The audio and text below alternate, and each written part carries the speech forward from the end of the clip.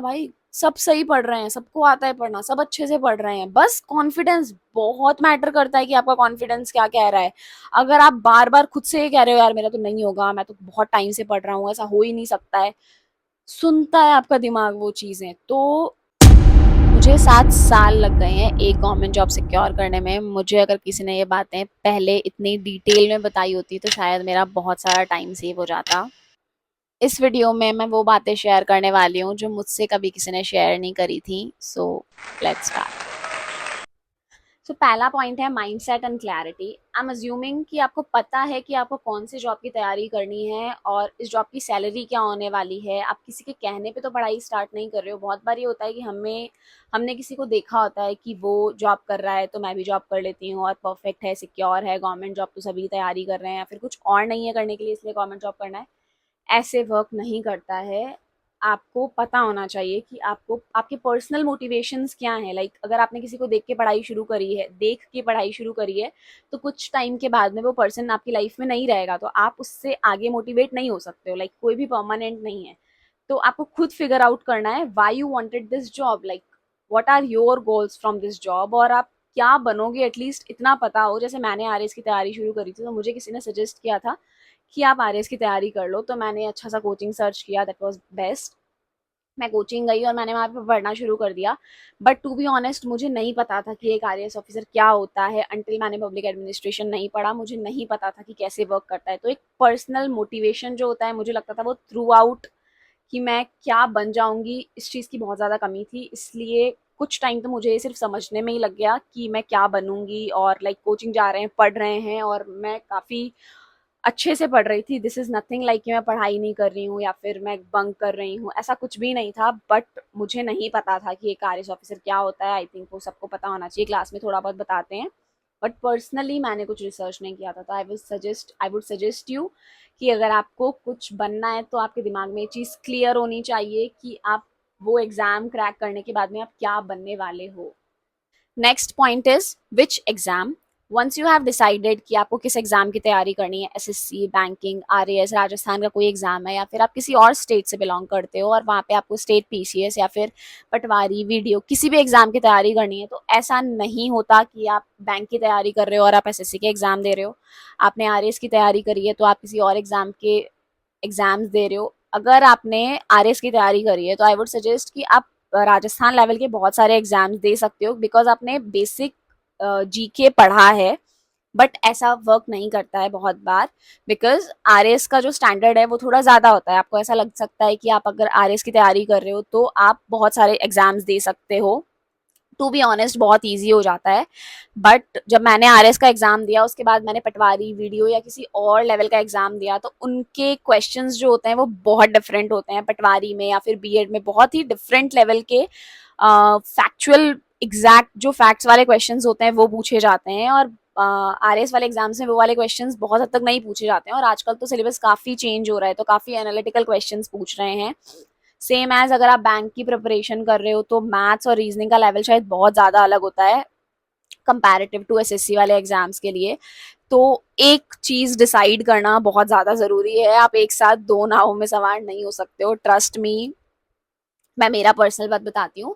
मैंने sub inspector का exam दिया था और उसके बाद में आरएएस का एग्जाम था मेरा मेंस। तो मुझे लगा था मैंने पहले आरएएस दिया हुआ है तो मैं एसएससी का एग्जाम और वो सब कुछ साथ में कर लूंगी। बट वो जो टाइम था जब मैंने लास्ट ईयर 21 वाला जो 23 में भी जो आरएएस वाला एग्जाम था और एसआई वाला एग्जाम था उनका डेट्स क्लैश हो रहे थे। लाइक एक ही मंथ का टाइम था और सबसे ज़्यादा डिप्रेशन वाला टाइम था मेरे लिए वो। अगर मैं उसमें से एक एग्जाम चूज करती तो शायद मैं बहुत अच्छा कर पाती। मेरा एसआई का फिजिकल था और आरएएस का मेंस था। मैं इतना जगल करती थी उन दोनों के बीच में, क्योंकि फिजिकल करना है तो मेरे हाथ पैर बहुत दुख रहे हैं, फिर मैं पढ़ाई नहीं कर पा रही हूँ और मुझे स्ट्रेस है कि मेरे को पढ़ाई करनी है, इसलिए मैं वहां पे भी अच्छा परफॉर्म नहीं कर रही हूँ। और सेम एज अगर आप एक ही दो एग्जाम्स की तैयारी कर रहे हो तो ऐसा वर्क नहीं करता है। लाइक यू कैन नॉट से कि मैं पटवारी की भी तैयारी कर लेता हूँ या फिर मैं किसी और एग्जाम जो आगे आने वाला है मैं उसकी भी तैयारी कर लूंगा। You have to make your vision clear कि किस चीज़ की तैयारी करनी है। आप दो चीज़ एक साथ नहीं चुन सकते हो, सबके सिलेबस बहुत ज़्यादा डिफरेंट होता है।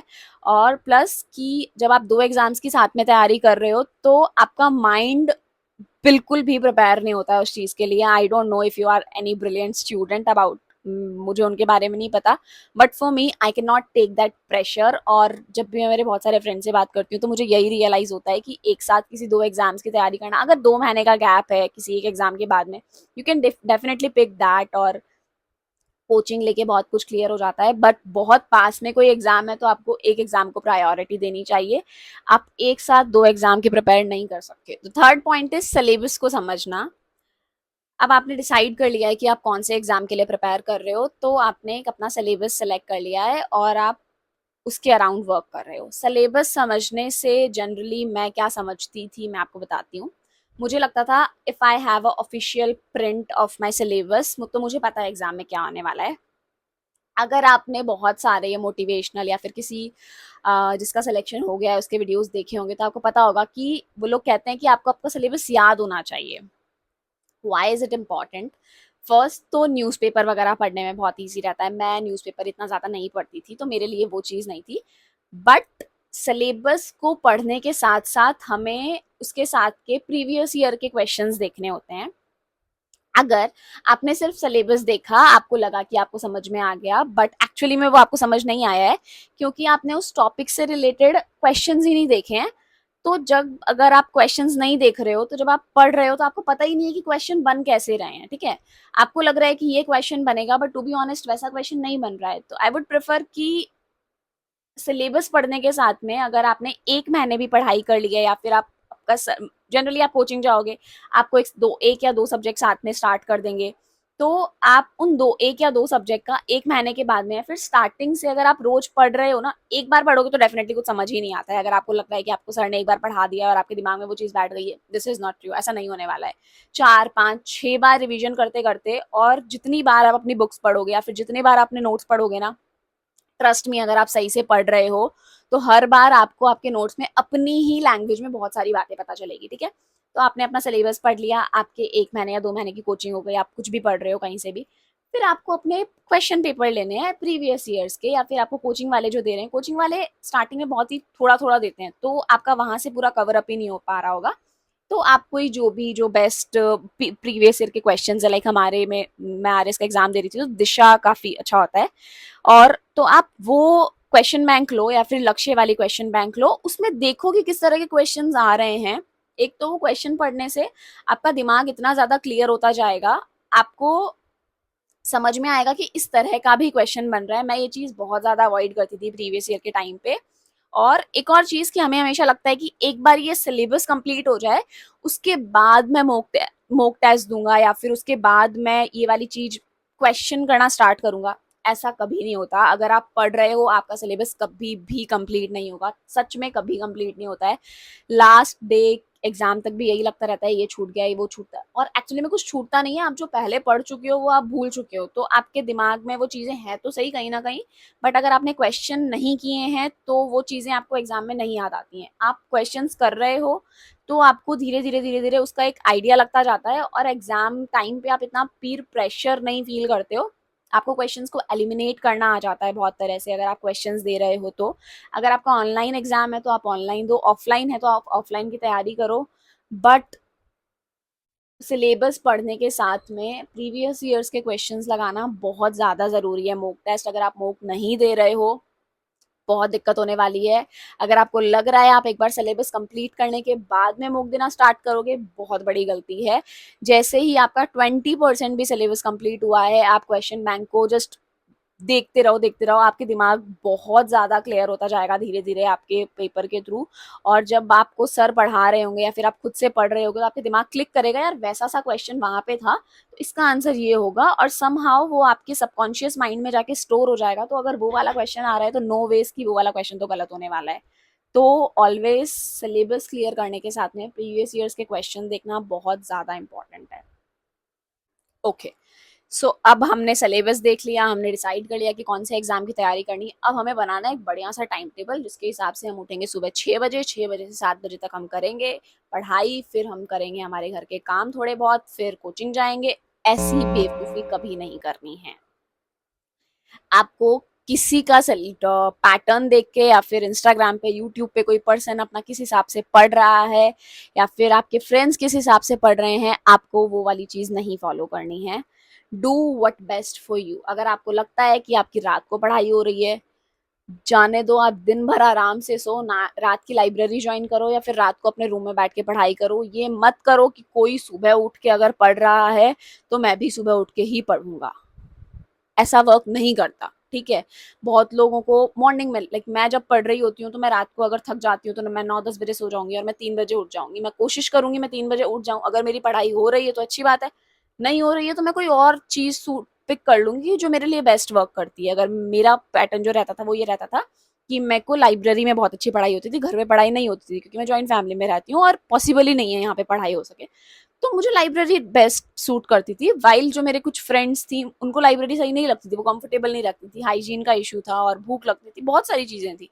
तो ऐसा नहीं है कि मैंने लाइब्रेरी ज्वाइन करी या फिर आपकी कोई फ्रेंड लाइब्रेरी जा रही है तो आपको लाइब्रेरी ज्वाइन करनी है, ऐसे वर्क नहीं करता है। आपको खुद के हिसाब से आपका जो पैटर्न है आपको वो पिक करना है और उसी के अराउंड पढ़ाई करनी है। और ऐसा इतना ज्यादा स्ट्रिक्ट मत हो कि like from the day one you have uninstalled all your social media platforms और लाइक, नहीं, कुछ नहीं होगा भाई। जब पढ़ रहे हो और तुम्हारा मन ही इंस्टाग्राम में क्या चल रहा है या फिर वो पर्सन क्या कर रहा है, ऐसे नहीं होता है।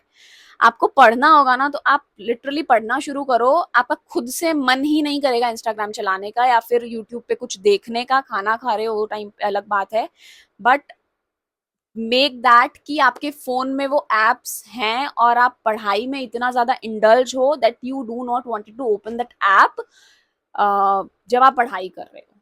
अगर आप इतने डिसिप्लिन्ड हो तब तो वो ऐप रख लो या फिर मत रखो, कोई फर्क नहीं पड़ता। बट अगर आपके दिमाग में चल रहा है इंस्टाग्राम चला लूं, मैं यूट्यूब चला लूं, मैं ये मूवी देख लूं, मैं वो मूवी देख लूं, जो करना है कर लो, पहले पढ़ाई को एक बार के लिए साइड में रख दो।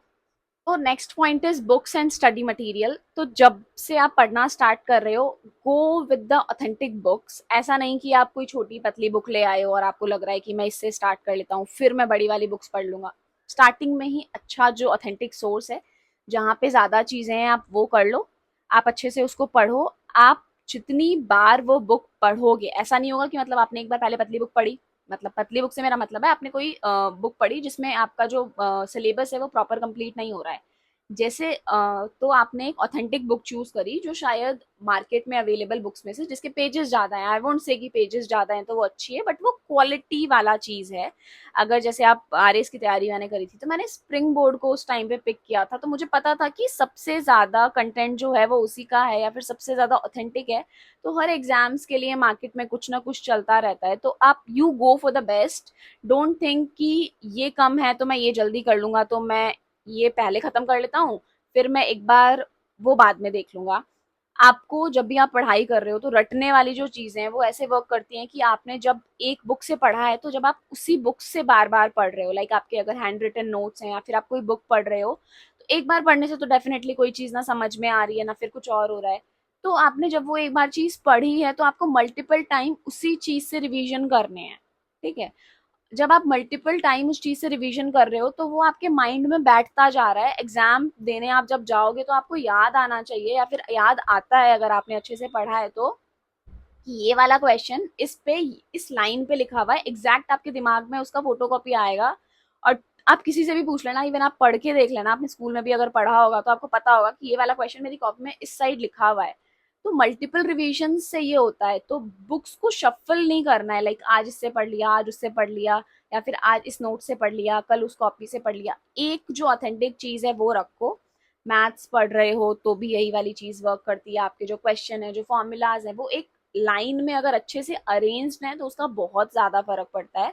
आपके नोट्स हैं नीट क्लीन, कोई फर्क नहीं पड़ रहा, बट आप जिस कॉपी से पढ़ रहे हो उसका बहुत ज्यादा फर्क पड़ता है। आपके नोट्स क्या हैं, एक बार ये चीज हो सकती है कि आपने कोई एक बुक कंप्लीट कर ली है, आपको वो बहुत अच्छे से याद है, बहुत अच्छे से याद है, इट मीन्स जब पढ़ते हैं, जब मैं मेंस के एग्जाम दे रही थी या फिर जब मैं प्रीलिम्स के एग्जाम दे रही थी, लाइन टू लाइन मैं वो कॉपी बोल पाती थी। मतलब ये वाला एक सिनेरियो रहता था कि अगर मैंने आज ये वाली चीज लर्न करी है तो मेरे को अगर मेंस का एग्जाम देने जाना है तो मैं वो कॉपी रीड आउट कर सकती थी अलाउड इन माय माइंड। मुझे पता होता था यहाँ पे ये वाली चीजें लिखी हुई हैं। तो जब ये वाली चीज़ हो जाए, आपने बहुत अच्छे से पढ़ लिया है, तब आप दूसरे सोर्सेज़ पे जा सकते हो और वो स्पेसिफिक चीज़ जो आपकी कॉपी में, आपके अपने नोट्स में मेंशन नहीं है, आपने वो दूसरी बुक से या नोट से वो वाली चीज़ पिक करी और आपने बुक में वो ऐड ऑन कर ली। ये वाली चीज़ बेस्ट रहती है कि आपने वो ऐड कर लिया सो दैट आप जब अपने उस पर्टिकुलर उस नोट से पढ़ रहे हो तो साथ में आपकी वो वाली चीज़ भी रिवाइज़ हो गई। मैं एक गलती बहुत ज़्यादा करती थी, मैं वापस बता देती हूँ। जब मैंने जो नोट्स बनाए हैं उसके बाद मैंने कोई क्वेश्चन बैंक से बहुत सारे क्वेश्चंस देखे और मैंने उसको भी लिख लेती थी मैं। पता नहीं मैं क्यों करती थी ऐसा, बट जब मेरे को रिवाइज करना होता था तो मैंने जो नेक्स्ट चीजें ऐड ऑन करी है मैं उनको छोड़ देती थी और जो मुझे ऐसा लगता था मैं बाद में पढ़ लूंगी। तो ये बाद कभी नहीं आता है, आपको जो पढ़ना है आप उसी टाइम पे, लाइक मैं एग्जाम टाइम पे पढ़ लूंगी तो मुझे बहुत अच्छे से याद हो जाएगा, ऐसा नहीं वर्क करता है।